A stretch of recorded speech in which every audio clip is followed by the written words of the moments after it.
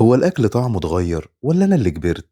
بتبص للفراخ تلاقيها شبه البلاستيك، والخضار واخد كيماوي وهرمونات لحد ما قال يا بس. زمان الأكل كان أورجانيك بالفطرة، من الغيط للبيت. اركب معايا آلة الزمن وتعالى نرجع لسنة 1950.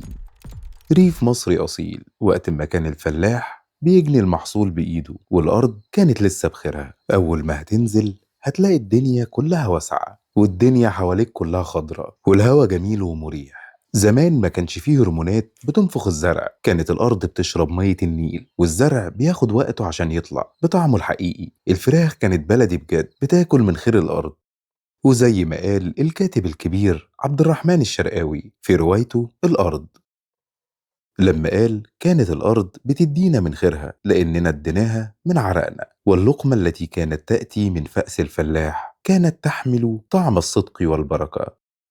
الأكل زمان كان ليه طعم عشان كان مخدوم بنفس طيبة، واللمة كانت هي الملح اللي بيظبط أي طبخة. تسمع عن الزراعة الأورجانيك؟ أهو زمان كانت أورجانيك بجد، أورجانيك بالفطرة. زمان الأكل كان بيغذي الروح قبل الجسم، دلوقتي بناكل عشان نعيش، ونعيش عشان ندفع تمن الهرمونات.